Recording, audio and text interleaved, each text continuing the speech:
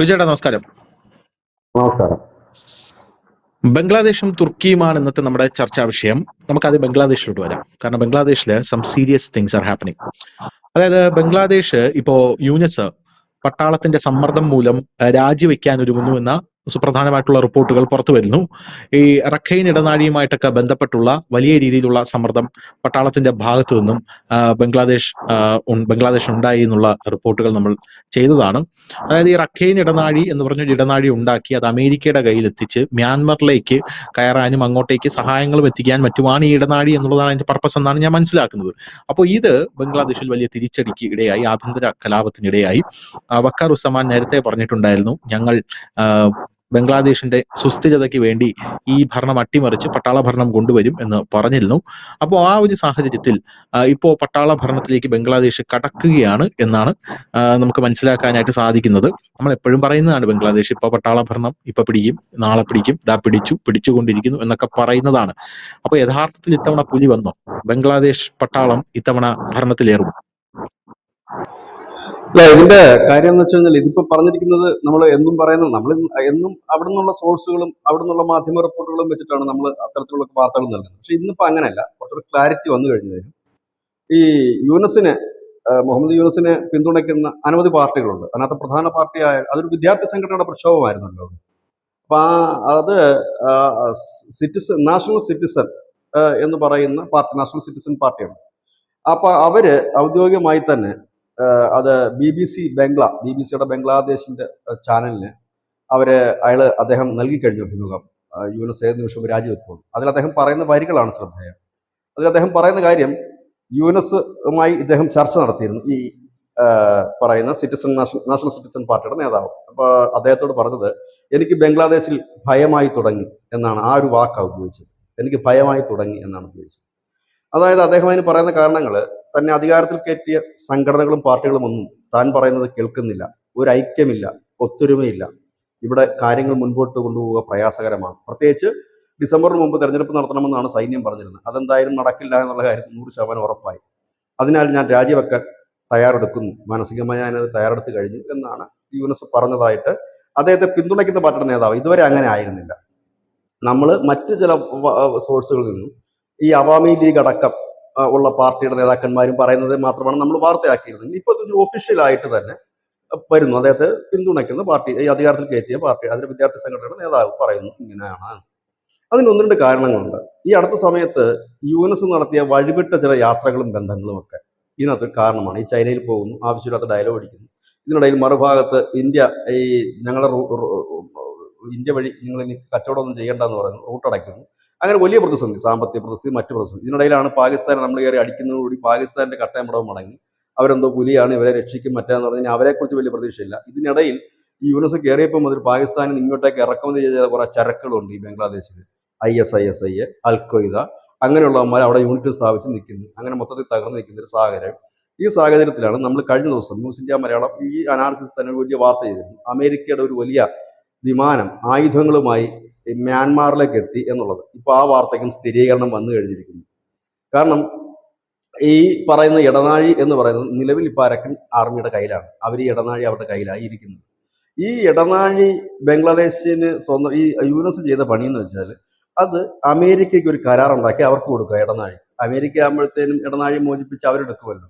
പക്ഷേ ഇതിനകത്തൊരു വലിയ അപകടമുണ്ട്. അമേരിക്കയ്ക്ക് അത് കൊടുത്തു കഴിഞ്ഞാൽ ബംഗ്ലാദേശിന് ഒരിടത്തുനിന്ന് മാത്രമല്ല അടി കിട്ടുന്നത്, ഇന്ത്യയിൽ നിന്ന് കിട്ടും 100% ഉറപ്പ്. ഇതുകൂടാതെ ചൈനക്കാരൻ കയറി അടിക്കും. കാരണം ചൈനയ്ക്ക് സഹിക്കാൻ പറ്റില്ല അവന്റെ വാതിൽ കൊണ്ടുവച്ചിട്ട് ഒരു ഇടനാഴി കൊടുക്കുന്നത്. മനസ്സിലാകുന്നുണ്ടോ? അപ്പൊ ആ കരാർ ഒപ്പിടാൻ പോകുന്നതിന് തൊട്ട് മുമ്പാണ് ഇന്നലെ നമ്മൾ മറ്റൊരു വാർത്ത കൊടുത്തിരുന്നു, അവിടുത്തെ ആർമി അധികാരം പിടിക്കാൻ നീക്കം തുടങ്ങിയിരിക്കുന്നു, അവർ മുന്നറിയിപ്പ് നൽകി കഴിഞ്ഞിരിക്കുന്നു എന്നുള്ളത്. ആർമി മുന്നറിയിപ്പ് കൊടുത്തു, ഈ കളിയും ഇവിടെ വേണ്ട എന്നുള്ളത്. അതുകൂടി ആയി കഴിഞ്ഞപ്പോൾ യൂനസിന് മതിയായി. കൂടെ നിന്നവരില്ല, പിന്തുണച്ചവരില്ല, അധികാരത്തിൽ കയറ്റിയവരില്ല. അതൊരു ഭാഗത്ത്. മറുഭാഗത്ത് അല്പമെങ്കിലും സപ്പോർട്ട് കിട്ടേണ്ടത് സൈന്യത്തിന്റെ ഭാഗത്ത്. നമുക്കറിയാം, ഈ ബംഗ്ലാദേശ് സൈന്യമാണ് ഈ പ്രക്ഷോഭത്തിന് ഏറ്റവും കൂടുതൽ സഹായിച്ചത്. നമ്മൾ മുമ്പ് വാർത്ത ചെയ്ത് തരും. അവരെയാണ് ഈ വിദ്യാർത്ഥി പ്രക്ഷോഭം ഈ ഹസീനയുടെ കൊട്ടാരത്തിലേക്ക് വരുമ്പോൾ അതിന്റെ ബാരിക്കേഡുകളൊക്കെ സൈന്യം നീക്കി കൊടുക്കുകയായിരുന്നു. സൈന്യം ഒന്നും ചെയ്തില്ല, നീക്കി കൊടുക്കുകയായിരുന്നു. പക്ഷെ അവർ വേറൊരു മര്യാദ കാണിച്ചു. ഈ ഹസീനയ്ക്ക് നാട് വിടാനുള്ള ഹെലികോപ്റ്ററും പിന്നെ സൗകര്യങ്ങളും ചെയ്തു കൊടുത്തു. അത് ഹസീനയുടെ ബന്ധു കൂടിയായിരുന്നു, അത് വേറെ കാര്യം. അപ്പം ചെയ്ത് കൊടുത്തിട്ടുള്ളവരാണ്. അപ്പം അവർ കൂടി വന്നൊരു അധികാരം ആ അധികാരം പിന്നെ വീണ്ടും ഇനി സൈന്യത്തിനെ പിടിമുറുക്കുക എന്ന് പറഞ്ഞാൽ വളരെ എളുപ്പമാണ്. ഇനി വരുന്നത് ഇങ്ങനെയൊന്നുമല്ല. ആരുടെയും സപ്പോർട്ട് ഇല്ലാതെ സൈന്യം നേരിട്ട് വരും. ബംഗ്ലാദേശിനെ സംബന്ധിച്ച് സൈനിക ഭരണം വരുന്നത് ആദ്യമൊന്നുമല്ല. ഈ പാകിസ്ഥാനെ പോലെ തന്നെ ഇടയ്ക്കിടയ്ക്കൊക്കെ അവിടെ വരാറുണ്ട്. അതൊന്നും അവർക്ക് വിഷയമൊന്നുമല്ല. അത് വരിക എന്നുള്ളതാണ്. ഇപ്പൊ ഏതാണ്ട് ആ ഘട്ടത്തിലേക്ക് എത്തി നിൽക്കുന്നു. യൂനസ് നാടുവിടുന്നു എന്നുള്ളത് തന്നെ, നാടുവിടും എന്നുള്ളത് കൺഫേംഡ് ആണ്. കാരണം ബംഗ്ലാദേശ് കണക്ക് 4 ഭാഗവും ടെറർ ഗ്രൂപ്പുകളുള്ളവരിടത്ത് ഈ യൂനസിന് എന്താണ് പ്രസക്തി എന്ന് വെച്ചാൽ ഒരു പ്രസക്തിയുമില്ല. അപ്പൊ അദ്ദേഹം അവസാന സമയത്ത് നടത്തിയ 2 നീക്കങ്ങളും പാളി. ഒന്ന് ചൈനയുമായിട്ട് ടൈപ്പ് ഉണ്ടായിക്കൊണ്ട് കടലിൽ, അതായത് ഇന്ത്യയുടെ അതിർത്തി പങ്കിടുന്ന ചിക്കൻ നെക്ക് ഇടനാഴിയുടെ ആ അതിർത്തിയിൽ ഇച്ചിരി പണി നടത്താമെന്ന് വെച്ചു. അത് നടന്നില്ല. മറ്റൊന്ന് എന്ന് പറഞ്ഞു കഴിഞ്ഞാല് ഇപ്പുറത്ത് ഈ പറയുന്ന എന്താ പറയുന്നത്, അമേരിക്കയെ കൊണ്ടുവന്നിട്ട് ഈ അരക്കൻ ആർമിയുടെ ഇടനാഴി കൊടുക്കുക. അതായത് അക്ഷരാർത്ഥത്തിൽ ബംഗ്ലാദേശിന് പലർക്കായിട്ട് തീരെഴുതി കൊടുത്തുകൊണ്ട് സേഫായിട്ട് ഇരിക്കാന്ന് കരുതിയത് എല്ലാം പാളി. കാരണം ഇതിൽ അമേരിക്ക മാത്രമേ ഉള്ളൂ ഇച്ചിരി മുൻകൈ എടുത്തത്. ചൈനക്കാരൊക്കെ വന്നുപോയി എന്നുള്ളത് അല്ലാതെ അവരതിനകത്ത് വലിയ ഇതൊന്നും എടുത്തില്ല. ഇവിടെയാണ് പട്ടാളം പറഞ്ഞത്, ഒരു ജനാധിപത്യ രാജ്യത്തിന് മാത്രമേ നമുക്ക് ഓരോ കാര്യത്തിലും, അത് അരക്കൻ ആർമിയുടെ കാര്യത്തിലായാലും അവരുടെ ഇൻവേഷന്റെ കാര്യത്തിലായാലും ഒക്കെ അങ്ങനെ ജനാധിപത്യ സർക്കാരിന് മാത്രമേ ഇടപെടാൻ കഴിയൂ. താൽക്കാലിക സംവിധാനത്തിന് ഒരു ലോകരാജ്യങ്ങളും അംഗീകരിക്കില്ല, ഇടപെടാനും ബുദ്ധിമുട്ടുണ്ട് എന്ന് പറയുകയുണ്ടായി. അതുകൊണ്ടാണ് ഞങ്ങൾ അധികാരം ഏറ്റെടുക്കുന്നത് എന്ന് പറയുന്നുണ്ട്. ഇതാണ് ഒരു സൈഡ്. അതായത് ഇന്ത്യക്കിട്ട് പണിയാനും ഇന്ത്യ തകർക്കാനും ഇല്ലെങ്കിൽ ഇന്ത്യ ഇപ്പൊ ചുട്ടരിക്കും എന്നൊക്കെ പറഞ്ഞ ഒരു കൂട്ടം മതഭ്രാന്തന്മാർ നടത്തിയ കലാപവും ലഹളയും ഒരു രാജ്യത്തെ തകർത്ത് തരിപ്പണമാക്കി. മറുഭാഗത്ത് നമ്മൾ കാണുന്ന പാകിസ്ഥാനിൽ ഇത് തന്നെയാണ് സംഭവിച്ചത്. കാരണം ഇന്ത്യയോട് ഏറ്റുമുട്ടാൻ വന്ന ഒടുവിൽ സ്വയം എരിഞ്ഞടങ്ങുകയാണ് അവിടുത്തെ കോലാഹലങ്ങളൊക്കെ. വേറൊരു ഭാഗത്ത് തുർക്കിയും ഉണ്ട്. ഇപ്പോൾ ബംഗ്ലാദേശിന്റെ അതേ പാതയിലാണ് തുർക്കിയും സഞ്ചരിച്ചുകൊണ്ടിരിക്കുന്നത്. ഇപ്പോൾ നമുക്കറിയാം, നരേന്ദ്രമോദിയായിട്ട് കൊമ്പ് കോർത്തിട്ടുള്ള ലോക നേതാക്കളെല്ലാം ചിന്ന ഭിന്നമായിട്ട് പോയിട്ടേ ഉള്ളൂ. ഇപ്പോൾ ബംഗ്ലാദേശിന്റെ കേസ് അങ്ങനെയാണ്. ഇപ്പോൾ തുർക്കിയിലേക്ക് വരികയാണെങ്കിൽ തുർക്കി വലിയ സാമ്പത്തിക പ്രതിസന്ധി നേരിടുന്നു എന്നുള്ള റിപ്പോർട്ടുകളാണ് നമുക്ക് കിട്ടുന്നത്. $300 മില്യൺ കച്ചവടമാണ് അവർക്ക് ടൂറിസ്റ്റ് രംഗത്ത് ഈ ഫ്ലൈറ്റ് ക്യാൻസലേഷനിലൂടെ മാത്രം നഷ്ടപ്പെട്ടത് എന്നാണ് നമുക്ക് മനസ്സിലാക്കുന്നത്. ഈ ഫ്ലൈറ്റ് ക്യാൻസൽ ആകുമ്പോൾ ആ ഫ്ലൈറ്റിൽ എത്തേണ്ട ടൂറിസ്റ്റുകളാണ് അതിൽ വരേണ്ടത്. ആ ടൂറിസ്റ്റുകൾ അവിടെ വന്ന് ഇറങ്ങിക്കഴിഞ്ഞാൽ അവരുടെ ആക്ടിവിറ്റീസ്, അവർ ബുക്ക് ചെയ്യുന്ന ഹോട്ടൽസ്, അവിടെ കഴിക്കുന്ന ഭക്ഷണം, ഇതെല്ലാം ഇതിനേക്കാളും എത്രയോ പതിന്മടങ്ങായി തീരും എന്ന് നമുക്കറിയാമല്ലോ. ഈ 300 മില്യൺ അങ്ങോട്ട് പോകുന്ന പൈസ മാത്രമാണ്. അവിടെ ഇറങ്ങിയിട്ട് ഇതിന്റെ ഇരട്ടി പൈസയാണല്ലോ ഒരു ടൂറിസ്റ്റ് അവിടെ ചെലവഴിക്കുന്നത്. അപ്പൊ അവിടുത്തെ ജനങ്ങളുടെ ജീവനോപാധി അവതാളത്തിലാകും. അങ്ങനെ മൊത്തത്തിൽ തുർക്കി ഒരു വലിയ രീതിയിലുള്ള ഒരു സാമ്പത്തികമായിട്ടുള്ള ഒരു പ്രതിസന്ധിയിലേക്ക് പോകുന്നു. നമ്മളിത് മലേഷ്യയുടെ കാര്യത്തിലും ഈ മാൽദീവ്സിന്റെ കാര്യത്തിലും എന്തിനു പറയുന്നു, സൗദി അറേബ്യയുടെ കാര്യത്തിലും നൂപുർ ശർമ്മയുടെ വിഷയം വന്നപ്പോൾ ഇന്ത്യ റഷ്യയുടെ കയ്യിൽ നിന്ന് സൗദിയെ 2ാമതാക്കി എണ്ണ വാങ്ങിച്ചല്ലോ. അപ്പൊ സൗദി വന്നിട്ട് നമ്മളോട് പറഞ്ഞത് അങ്ങനെ ചെയ്യരുത്, നമ്മൾ ഡിസ്കൗണ്ട് റേറ്റ് തരാമെന്ന് ഇപ്പോഴും പറയുന്നുണ്ട്. അങ്ങനെ ചെയ്തതാണ്. അപ്പൊ അതേ പാതയിൽ തുർക്കി പോവുകയാണ്. പക്ഷേ തുർക്കിയെ സംബന്ധിച്ച് പറയുമ്പോൾ തുർക്കിയുടെ പിന്നിൽ അമേരിക്ക എന്ന് പറഞ്ഞ പോലെ വലിയ ശക്തിയുണ്ട്.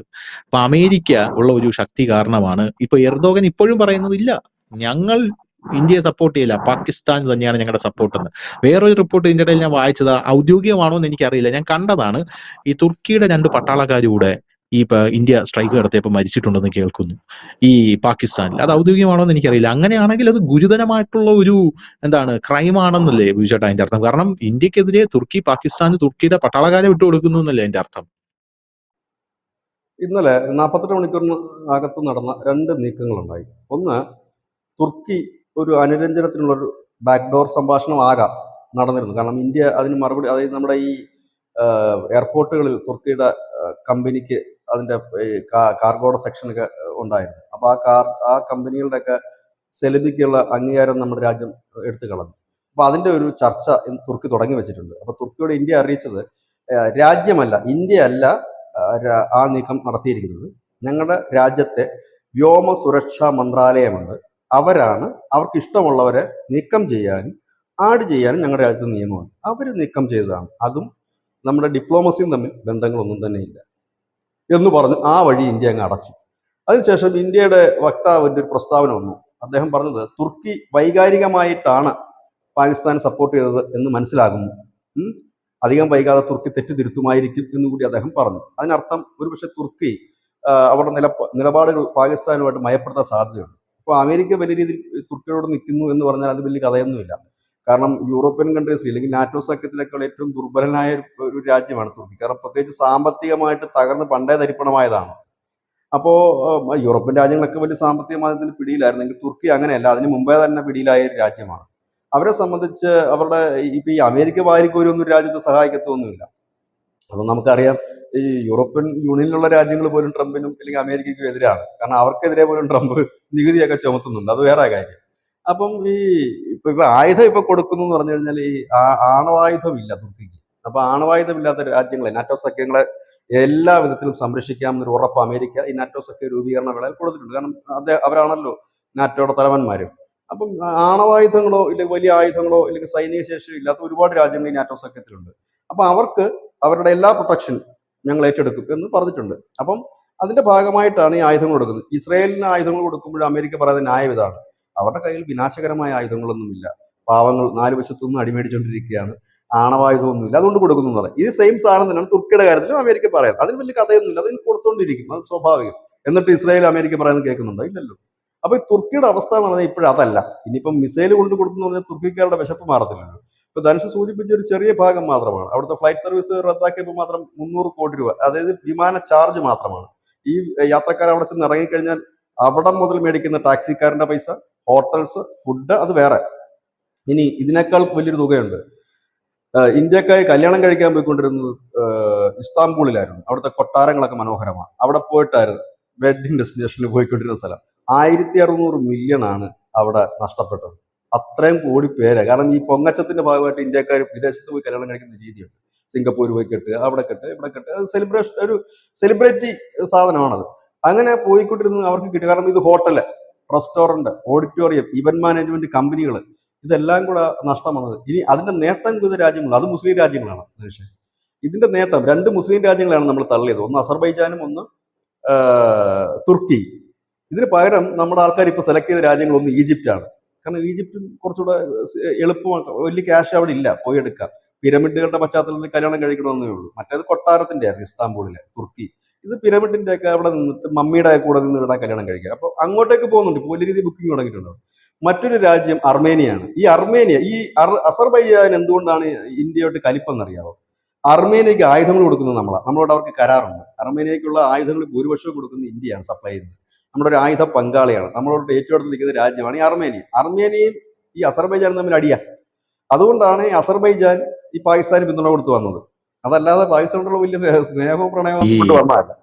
അസർബൈജാനെ സംബന്ധിച്ച് പറയുമ്പോൾ രസകരമായിട്ടുള്ള ഒരു വാർത്ത നമ്മൾ പണ്ട് അസർബൈജാനെ കുറിച്ച് ചെയ്തിട്ടുണ്ടായിരുന്നു. ഈ അസർബൈജാൻ, ഈ അർമേനിയയും തുർക്കി അറിയാലോ, അർമേനിയയിലെ ലക്ഷക്കണക്കിന് ക്രിസ്ത്യാനികളെ കൊന്നൊടുക്കിയ ഒരു രാജ്യമാണ് തുർക്കി എന്ന് പറയുന്നത്.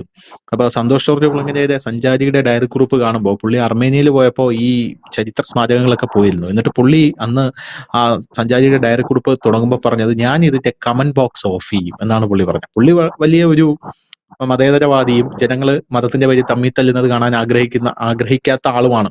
അപ്പൊ അതുകൊണ്ട് ഓഫ് ചെയ്യും. എനിക്ക് ജനങ്ങൾ ഇങ്ങനെ തമ്മിൽ പറയുന്നത് എന്താണെന്ന് പുള്ളിക്ക് നല്ല വ്യക്തമായിട്ട് ബോധ്യമുണ്ട്. ഞാൻ ഇതിന്റെ കമന്റ് ബോക്സ് ഓഫ് ചെയ്യും. പറയാൻ പോകുന്നത് ഇസ്ലാമിക ഭീകരവാദത്തെ കുറിച്ചാണ്. കൊന്നൊടുക്കിയത് ലക്ഷക്കണക്കിന് ക്രിസ്ത്യൻസിനെയാണ്. അതുകൊണ്ട് ഞാനിത് ഓഫ് ചെയ്യും. അങ്ങനെയുള്ള കമന്റുകൾ ആരെങ്കിലും ഇടുകയാണെങ്കിൽ അത് നീക്കം ചെയ്യാനായിട്ട് ഇവിടെ ഇരുത്താനായിട്ട് ആളൊന്നുമില്ല എന്ന് പറയുന്നു. അതുകൊണ്ട് ഈ അർമേനിയയും തുർക്കിയായിട്ട് ബദ്ധശത്രുക്കളാണ്. ഈ തുർക്കിയും അസർബൈജാനും എപ്പോഴൊക്കെ നമ്മളെ രാജ്യത്തോട് വലിയ രീതിയിലുള്ള ശത്രുത പുലർത്തുന്നു അപ്പോഴെല്ലാം നമ്മൾ ഈ അർമേനിയക്ക് ആയുധം കൊടുക്കും, പട്ടാള പരിശീലനമൊക്കെ നടത്തും. അപ്പൊ ഈ അസർബൈജാനും തുർക്കിയും വലിയ ടൈപ്പ്. അസർബൈജാൻ എന്ത് ചെയ്തു? നമ്മൾ തുർക്കിക്ക് അർമേനിയക്ക് ആയുധം കൊടുത്തപ്പോൾ അസർബൈജാൻ വലിയ രീതിയിൽ എതിർത്തു എന്നല്ല, തുർക്കി പറഞ്ഞു നീ പോയി എതിർക്കെന്ന് പറഞ്ഞു. ഞാൻ എതിർക്കാം, കൂട്ടത്തിൽ നീയും എതിർക്കെന്ന് പറയും. നമ്മൾ ഈ ക്ലാസ്സിലെ ടീച്ചർമാരൊക്കെ ഹോംവർക്ക് ചെയ്താലും എന്താണ്, എടാ ഞാൻ ചെയ്തില്ല നീയും കൂടെ ചെയ്തില്ല എന്ന് പറയണ, എനിക്ക് കൂട്ടില്ല എന്ന് പറയുന്നത് പോലെയാണ്. ഞാൻ എതിർക്കാം നീയും കൂടെ എതിർക്കെന്ന് പറയും. അങ്ങനെ അസർബൈജാനും എതിർത്തു. ലോക രാജ്യങ്ങൾക്ക് മുന്നിലെല്ലാം വിളിച്ചു പറഞ്ഞു ഇന്ത്യയുടെ ആയുധങ്ങൾ ചൈനയുടെ ആയുധങ്ങൾ പോലെയാണ്. ചൈനയുടെ ആയുധങ്ങൾ പോലെയാണെന്ന് പറഞ്ഞില്ലേ, ഇപ്പൊ തെളിഞ്ഞല്ലോ. അതുപോലെയാണ്, യാതൊരുവിധ ഗുണവും ഇല്ല എന്ന് പറഞ്ഞിട്ട് ഈ അസർബൈജാൻ ചെയ്തൊരു പണിയുണ്ട്. നേരെ നമ്മുടെ ബാക്ക് ഡോറിൽ വന്ന് കൊട്ടി, നോക്ക് നോക്ക്, എന്നിട്ട് പറഞ്ഞു കുറച്ച് ആയുധങ്ങൾ ഞങ്ങൾക്ക് കൂടി തരണേ എന്ന്. ഈ അസർബൈജാൻ നമ്മുടെ ബാക്ക് ഡോർ, നമ്മുടെ ആയുധം കൊള്ളൂലെന്ന് ഫ്രണ്ട് റോയിൽ നിന്ന് പറയുകയും എന്നാൽ ബാക്ക് ഡോർ വഴി നമ്മളുമായിട്ട് നയതന്ത്രം ചെയ്തിട്ട് അതുപോലത്തെ ആയുധങ്ങൾ കുറച്ച് ഞങ്ങൾക്ക് കൂടെ തരണേ എന്ന് പറഞ്ഞ ഒരു രാജ്യമാണ് ഈ അസർബൈജാൻ എന്ന് പറയുന്നത്. അല്ല, ഇന്ത്യയായിട്ട് ഈ ആയുധങ്ങൾ വാങ്ങാനായിട്ട് രാജ്യങ്ങൾക്ക് കുറച്ചുകൂടെ താല്പര്യം. ഇന്ത്യയുടെ ആയുധങ്ങൾ ക്വാളിറ്റി ഉണ്ട്. രണ്ടാമത്തെ കാര്യം, ഇന്ത്യ ഈ കണ്ണന്തിരിവ് കാണിക്കത്തില്ല. അതായത് ഇപ്പൊ ധനുഷ് നേരത്തെ പറഞ്ഞ കണക്ക് അർമേനിയക്ക് ആയുധം കൊടുത്തിട്ട് ഇപ്പുറത്ത് മാറി അസർബൈജാനും കൂടെ കൊടുക്കത്തില്ല. അങ്ങനെ ഒരു ഒരു എന്താ പറയുന്നത്, ഒരു വ്യക്തതയുണ്ട്, ഒരു നീതി നടപ്പാക്കിയാണ് എല്ലായിടത്തും കൊടുക്കുന്നത്. അതും ഒരു കാരണമാണ്. ഇപ്പൊ ഇതുകൊണ്ട് നേട്ടം ഉണ്ടാക്കിയ ജോർദാനിലേക്ക് പോകുന്നുണ്ട്. ജോർദാൻ, ഈജിപ്റ്റ്, ഒപ്പം തന്നെ അർമേനിയ, ഈ 3 രാജ്യങ്ങളിലേക്കാണ് ഈ ജനം മുഴുവൻ ഇപ്പോൾ ഒഴുകുന്നത്. അതായത് തുർക്കിക്കും ഈ അസർബൈജാനും കിട്ടിക്കൊണ്ടിരുന്ന എമൗണ്ടുകൾ ഇപ്പൊ ഈ 3 രാജ്യങ്ങൾ, അതും വേറൊരു കാര്യമാണ്, അത് മുസ്ലിം രാജ്യമാണ്, ഇത് മുസ്ലിം രാജ്യമാണ്, അത് കിട്ടുന്നുണ്ട് എന്നുള്ളത് തന്നെയാണ് ഏറ്റവും വലിയൊരു കാര്യം. ഇതൊന്നും കേന്ദ്ര സർക്കാർ പറഞ്ഞിട്ടോ ഇല്ലെങ്കിൽ നമ്മുടെ രാജ്യം പറഞ്ഞിട്ടോ ചെയ്തതല്ല. ജനങ്ങൾ സ്വയം തീരുമാനിക്കുന്നു, ഞങ്ങൾക്കത് വേണ്ട, ഞങ്ങളുടെ പൈസ കൊണ്ട് ഞങ്ങളെ കൊല്ലുന്നവന്മാരുടെ സഹായം അവിടെ പോകാൻ ഞങ്ങൾക്ക് താല്പര്യമില്ല. ഇനി എത്ര മനോഹരമായ കൊട്ടാരം ഉണ്ടായിക്കോട്ടെ, എന്ത് ആയിക്കോട്ടെ, ഞങ്ങൾ ഇനി അവിടെ ഇല്ല എന്ന് പറയുന്നു. ഒപ്പം തന്നെ നമ്മൾ ഒരുപാട് കരാറുകളും കാര്യങ്ങളും റദ്ദ് ചെയ്തു. കാരണം ഏറ്റവും കൂടുതൽ ഇറക്കുമതി തുർക്കിക്കാരാണ് ഇങ്ങോട്ട് നടത്തുന്നത്. നമുക്ക് അങ്ങനെ വലിയ കയറ്റുമതി ഒന്നും അങ്ങോട്ടേക്കില്ല. അവരുടെ പ്രധാനപ്പെട്ട കയറ്റുമതികളെല്ലാം ഈവൻ ഈ ബേക്കറി അസോസിയേഷൻ പോലും ഇന്ത്യയിലെ അവിടുന്ന് ഒരുപാട് മിഷണറികളും മറ്റുമൊക്കെ ഇറക്കുന്നുണ്ടായിരുന്നു ബേക്കറി ഈ ഐറ്റംസ് ഉൽപ്പാദിപ്പിക്കാൻ. അതുപോലും നിർത്തലായി കഴിഞ്ഞു. ഈ ബേക്കറിക്കാര് പിന്നെ തുർക്കിയുടെ ഐറ്റംസ് എടുക്കുന്നതിന് പറയുമ്പോൾ ചിലപ്പോൾ നമ്മുടെ സാധാരണപ്പെട്ട ജനം കരുതും എന്തുവരും കേക്കും അങ്ങനെ അതുണ്ടാക്കാനുള്ള മെറ്റീരിയലും അല്ല, അങ്ങനല്ല. മിഷണറികൾ ഒരുപാടുണ്ടായിരുന്നു, അതെല്ലാം നമ്മൾ വേണ്ടാന്ന് വെച്ചു. അങ്ങനെ വലിയൊരു ഇതിലേക്ക് ഒന്നാമത് അവർ സാമ്പത്തികമായി പ്രതിസന്ധിയിലും തകർച്ചയിലും നിൽക്കുന്ന ഒരു രാജ്യം. പക്ഷെ ഇവിടെ സംഭവിച്ചത് എന്താണെന്ന് വെച്ചാൽ എനിക്ക് തോന്നുന്നു ഈ ലോകരാജ്യങ്ങളായാലും ഈ പറഞ്ഞ 2 രാജ്യങ്ങളായാലും അവരുടെ കണക്കൂട്ടലുകൾ തെറ്റി. ഇന്ത്യ പഴയ ഇന്ത്യയാണെന്ന് കരുതിയിടത്താണ് ഇവർക്ക് തെറ്റുപറ്റിയത്. തുർക്കിക്കായാലും ബംഗ്ലാദേശ് ആയാലും ഒക്കെ. പക്ഷെ ബുദ്ധിമാനായ ചൈനയ്ക്ക് അത് നേരത്തെ മനസ്സിലായി. അതാണ് കമാന്നൊരു അക്ഷരം മിണ്ടാതെ മാറി നിന്നു. എല്ലാം കഴിഞ്ഞപ്പോൾ പുള്ളി തലപൊക്കി പുറത്തു വന്നിട്ട് പറഞ്ഞു പാകിസ്ഥാനെ ധൈര്യത്തോടൊന്നും നിന്റെ കൂടെ ഞങ്ങളുണ്ട്, കട്ടക്കണ്ടെന്ന് പറഞ്ഞു. എന്ന് പറഞ്ഞിട്ട് അവർ പോയി. ഏതെങ്കിലും ലോക രാജ്യങ്ങൾ ഈ വിഷയത്തിൽ എന്തെങ്കിലും ഒരു സ്റ്റേറ്റ്മെന്റ് നടത്തുന്നതായിട്ടോ പാകിസ്ഥാനെ സപ്പോർട്ട് ചെയ്യുന്നതായിട്ടോ ഈവൻ സൗദി പോലും സപ്പോർട്ട് ചെയ്യുന്നതായിട്ടോ ആയുധം കൊടുക്കുന്നതായിട്ടോ നമ്മൾ കേട്ടോ ഇല്ല. 2 രാജ്യങ്ങളാണ് പരസ്യമായി പിന്തുണ കൊടുത്തത്. യുഎസ് അതിന് മുമ്പ് ഒരു പിന്തുണ കൊടുത്തായിരുന്നു. അങ്ങനെ 3 പേര്. ഇതാണ് കാര്യം. കാരണം ഇപ്പൊ കളി ഇവർക്ക് മനസ്സിലായിട്ടില്ല. അവിടെയാണ് പഴയ ഇന്ത്യയാണ് എന്നൊരു ധാരണയിലാണ് മുട്ടാൻ വന്നത്. അവിടെയാണ് അവർക്ക് പറ്റിപ്പോയ ഒരു പാളിച്ചാന്ന് തോന്നുന്നു.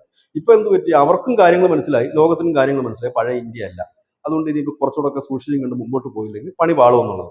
അതിപ്പോൾ തുർക്കി ശരിക്കും, കാരണം തുർക്കി ഒരിക്കലും ഇങ്ങനത്തെ ഒരു ഇമ്പാക്ട് പ്രതീക്ഷിച്ചിട്ടുണ്ടായില്ല. ഇപ്പൊ അവിടത്തേക്ക് യാത്രക്കാർ പോകുന്നില്ല എന്ന് പറഞ്ഞാൽ നമുക്ക് കേന്ദ്ര സർക്കാരിനോ രാജ്യത്തിനോ ഒന്നും ചെയ്യാൻ പറ്റില്ല. ആരെയും നിർബന്ധിച്ച് യാത്ര ചെയ്യാൻ വിടാൻ പറ്റില്ലല്ലോ. ഇപ്പൊ ബേക്കറിക്കാരോട് പറയാൻ പറ്റും നിങ്ങൾ അവിടുന്ന് തന്നെ സാധനം ഇറക്കണമെന്ന് പറയാൻ പറ്റില്ല. പഴങ്ങൾ ഇറക്കണമെന്ന് പറയാൻ ഒന്നും നമുക്ക് ഇതൊന്നും നമ്മുടെ കയ്യിൽ നിൽക്കുന്നില്ല. ഇത് നമ്മുടെ രാജ്യം ബാൻ ചെയ്തിട്ടില്ല, നമ്മുടെ ജനമാണ്. ആ ജനത്തിനുള്ള കപ്പാസിറ്റി ഉണ്ട്. ഇതിന് മുമ്പും തെളിയിച്ചിട്ടുള്ള ഞാൻ ഈ ചർച്ച തന്നെ പറഞ്ഞിട്ടുണ്ട്. ചൈനയുടെ കേസിൽ പടക്കം ഉൾപ്പെടെയുള്ളത് നമ്മൾ വേണ്ടെന്ന് വെച്ചതും കളിപ്പാട്ട വ്യാപാരം നമ്മുടെ രാജ്യത്ത് എങ്ങനെ കുതിച്ചു വരുന്നു എന്നുള്ളത് നമ്മൾ മുൻകാല ചർച്ചകളിലെല്ലാം പറഞ്ഞിട്ടുണ്ട്. അത് ഞാൻ അതിലേക്ക് കൂടുതൽ കടക്കുന്നില്ല. ഇപ്പൊ തുർക്കിക്ക് മനസ്സിലായിട്ടുണ്ടാകുന്നത് ഇത് ലോക രാജ്യങ്ങൾക്ക് നൽകുന്ന ഒരു മുന്നറിയിപ്പാണ്. അതായത് ഇതേപോലെ നിന്ന് കളിച്ചു കഴിഞ്ഞാൽ ഞങ്ങളുടെ ഭാഗത്തു നിന്നുള്ള സഹായം ഇനി ഉണ്ടാകില്ല എന്നുള്ളത്. നമുക്കറിയാം ഓപ്പറേഷൻ ദോസ്ത് എന്നും പറഞ്ഞിട്ടായിരുന്നു ഭൂകമ്പം വന്നപ്പോൾ തുർക്കിയിലേക്ക് രാജ്യരാമായണം വിമാനം വിട്ടതും ആശുപത്രി സംവിധാനം ഉണ്ടാക്കി കൊടുത്തതും പൈസ കൊടുത്തതൊക്കെ. എന്തിന് നമ്മുടെ സഖാക്കൾ പോലും 10 കോടി രൂപ കൊടുത്തായിരുന്നു. അങ്ങനെ ഒരു രാജ്യമാണെന്നും കൂടെ ആലോചിക്കണം തുർക്കി. കൊടുക്കുമെന്ന് പറഞ്ഞു. പിന്നെ തുർക്കി ആയാലും ഇപ്പൊ ആരും പോയി ചോദിക്കാനൊന്നും പോകുന്നില്ല. അവരൊന്നും പറഞ്ഞിട്ടില്ല, നന്ദിയൊന്നും പ്രകാശിപ്പിച്ചിട്ടുമില്ല.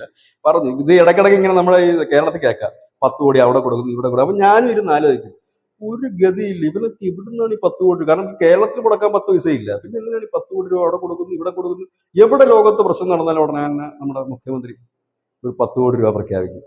വേറെ ഒരു സംസ്ഥാനം ഒരിടത്തും ഇനി പ്രശ്നം നടന്നില്ലെങ്കിലോ ലോക സമാധാനത്തിനായിട്ട് ഒരു 2 കോടി. അത് വേറെ എത്രയോ സാമ്പത്തികമായിട്ട് മുന്നിൽ നിൽക്കുന്ന സംസ്ഥാനങ്ങളുണ്ട്. അവിടെ ഒന്നും അവരാരും ഇത് ചെയ്ത് ഞാൻ കണ്ടിട്ടില്ല. പക്ഷെ ഇവിടെ കൊടുക്കും. എന്തിനാണെന്ന് എനിക്ക് മനസ്സിലാകുന്നില്ല. അപ്പൊ അത് വേറൊരു കാര്യം. ഇതാണിപ്പോ. അപ്പൊ അതുകൊണ്ട് ഇന്ത്യയോട് ഏറ്റുമുട്ടിയ 2 രാജ്യങ്ങൾ പണി മേടിക്കുന്നു എന്നല്ല, ഒരു രാജ്യം ഏതാണ്ടൊക്കെ കട്ടപ്പടവും മടങ്ങി ഇനി ഏതവസ്ഥയിലേക്ക് പോകുമെന്ന് അറിയില്ല. ബംഗ്ലാദേശിന്റെ കാര്യമാണ് ഞാൻ പറയുന്നത്. തുർക്കിയുടെ കാര്യം വെച്ചാൽ തുർക്കിക്ക് ഇനിയിപ്പോ ഇന്ത്യയായിട്ട് കുറച്ചുകൂടെ അടുക്കാതിരിക്കാൻ കഴിയില്ല. അതിനുള്ള സംഭാഷണങ്ങൾ തുടങ്ങിയിട്ടുണ്ടാകും. അതുകൊണ്ടാണല്ലോ നമ്മുടെ വിദേശകാര്യ വക്താവ് പറഞ്ഞത് അവർ പെട്ടെന്ന് വൈകാരികമായ ഒരു ഇതുകൊണ്ടാണ് പാകിസ്ഥാനെ പിന്തുണച്ചത്. ഒരുപക്ഷെ അവർ മാറ്റി പറയുമായിരിക്കും എന്ന് പറയാനുള്ള കാരണം തുർക്കി സംസാരിച്ചിട്ടുണ്ടാകും. തുർക്കി സംസാരിച്ചു എന്നുള്ള കാര്യം വ്യക്തത വന്നിട്ടുണ്ട്. അതായത് മറ്റേ ഈ വിമാനത്തിന്റെ കാർഗോ ക്ലിയറൻസ് കമ്പനിയുമായി ബന്ധപ്പെട്ട കാര്യം സംസാരിച്ചു എന്നുള്ളത്. പക്ഷെ ഇതിനകത്ത് ഇന്ത്യക്ക് ക്ലിയർ ആയിട്ട് പറയാനുണ്ട്. കാരണം ഇതൊന്നും ഇന്ത്യ അല്ല ചെയ്തിരിക്കുന്നത്. കേന്ദ്രം നേരിട്ട് പറഞ്ഞിട്ടില്ല നിങ്ങൾ ടൂറ് പോകണ്ടെന്നോ നിങ്ങൾ കല്യാണം കഴിക്കണമെന്നോ ഒന്നും കേന്ദ്രം പറഞ്ഞിട്ടില്ല. ഇനി മറ്റേത് ഈ വിമാന കമ്പനികളുടെ നടപടി എടുക്കുന്നത് വിമാന സുരക്ഷാ അതോറിറ്റിയാണ്. അത് അവരെടുത്തിട്ടുണ്ട്. അത് ഞങ്ങൾക്കൊന്നും ചെയ്യാൻ കഴിയില്ലെന്ന് ഇന്ത്യ പറയുകയും ചെയ്തിട്ടുണ്ട്. അത് അവരുടെ തീരുമാനം. കാരണം അവർക്ക് സുരക്ഷ ഇല്ലാന്ന് തോന്നിക്കഴിഞ്ഞാൽ അവരപ്പം ക്യാൻസൽ ചെയ്യും. അതാണല്ലോ കോൺട്രാക്ട്. അങ്ങനെയുള്ള ഒരുപാട് കാര്യങ്ങൾ വന്നു. ഒരുപാട് കുട്ടികൾ തുർക്കിയിൽ നിന്നൊക്കെ വന്ന് ഒരുപാട് കുട്ടികൾ നമ്മുടെ യൂണിവേഴ്സിറ്റിയിൽ പഠിക്കുന്നുണ്ട്. അവരുടെ ഒക്കെ ഒരു ഭാവിയൊക്കെ അനിശ്ചിതത്വമായിട്ട് ഇങ്ങനെ നിൽക്കുകയാണ്. ഇവിടെ നിന്നും വന്നിട്ട് അമേരിക്ക ഹെൽപ്പ് ചെയ്യുമെന്നും കരുതരുത്. അങ്ങനെ അമേരിക്ക ഹെൽപ്പ് ചെയ്യാനാണെങ്കിൽ ഈ യൂറോപ്യൻ യൂണിയൻ രാജ്യങ്ങൾ മുഴുവൻ ട്രംപിന്റെ കാലും പിടിച്ച് കിടക്കേണ്ട കാലം കഴിഞ്ഞില്ലേ. ട്രംപിന്റെ കാല് പിടിച്ച് കിടക്കില്ല അവരെല്ലാം. അവരാരെങ്കിലും ഈ ട്രംപ് പറയുന്നത് കാണാം കേൾക്കുന്നത്. 23 രാജ്യങ്ങളോ മറ്റോ ഇപ്പൊ ഇസ്രായേലിന് വാണിംഗ് കൊടുത്തു കഴിഞ്ഞു ഇനി ഗസയിൽ ആക്രമിക്കരുതെന്ന് പറഞ്ഞു.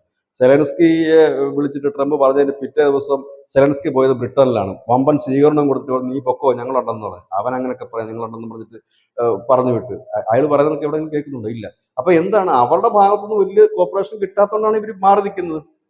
വലിയ സഹകരണമുണ്ട്. അപ്പൊ അപ്പോഴാണ് ഇതൊന്നും പോരാഞ്ഞിട്ട് പണ്ടേ പ്രശ്നകാരിയായി നശിച്ച് നാറാണക്കല്ല് പിടിച്ചിരിക്കുന്ന തുർക്കിയെ ഡെവലപ്പ് ചെയ്യാണ്ട് അമേരിക്ക വരുമോ? ഇല്ല. അതിന് അവിടെ നിന്നെങ്കിലും കിട്ടാനുണ്ടെങ്കിൽ പുള്ളി വരും. ഇപ്പൊ ബലൂചിസ്ഥാനിൽ വരുന്നു എന്ന് പറയുന്നത് പോലെ അവിടെ അങ്ങനെ കിട്ടാൻ പ്രത്യേകിച്ചൊന്നുമില്ല. തുർക്കി നമ്മൾ വിചാരിക്കുന്നതൊക്കെയല്ല, അതിന്റെ പല ഭാഗങ്ങളും ISISയുടെയും അൽഖ്വയ്ദയുടെയൊക്കെ ആ ഭൂകമ്പം വന്നപ്പോൾ ഏറ്റവും കൂടുതൽ കൊല്ലപ്പെട്ടത് ഭീകരന്മാരായിരുന്നു. ഭീകര ക്യാമ്പുകളൊക്കെ ഉണ്ടായിരുന്ന ആ മലഞ്ചെരിവുകളൊക്കെയാണ് ഭൂകമ്പം വന്ന് തകർന്നു പോയത്. അതൊരു വലിയ വാർത്തയായിരുന്നു. അപ്പൊ ഇതാണ്. അപ്പൊ അതായത് ധനുഷ് പറഞ്ഞത് വളരെ സത്യമായ കാര്യമാണ്. നരേന്ദ്രമോദിയോട് മുട്ടാൻ നിന്ന ജസ്റ്റിൻ ട്രൂഡോ ആയാലും മുഹമ്മദ് യൂനസ് ആയാലും തുർക്കിയുടെ പ്രസിഡന്റ് ആയാലും മലേഷ്യയുടെ മുൻ പ്രധാനമന്ത്രി ആയാലും മൊയ്സു ആയാലും ലക്ഷദ്വീപ്സിന്റെ മൊയ്സു ആയാലും ശ്രീലങ്കയുടെ മുൻ ഭരണാധികാരി കൊട്ടാരം വിട്ട് മൂട്ടിന് തീ പിടിച്ച് കപ്പൽ കയറി പോയൊരു പാർട്ടിയുണ്ട്, പേര് ഞാൻ മറന്നുപോയി, അദ്ദേഹമായാലും അത് ചൈനയുമായിട്ട് ടൈപ്പ് രാജഹംസ ചൈനയുമായിട്ട് വലിയ ടൈപ്പിന് പോയതാ അവിടെ. അതെന്തോ എനിക്കറിയില്ല, അത് ഇന്ത്യ എന്തെങ്കിലും ചെയ്തിട്ടാണോ അതോ ഇനി മോദിയുടെ എന്തെങ്കിലും മാസ്മരികത ഉണ്ടോ?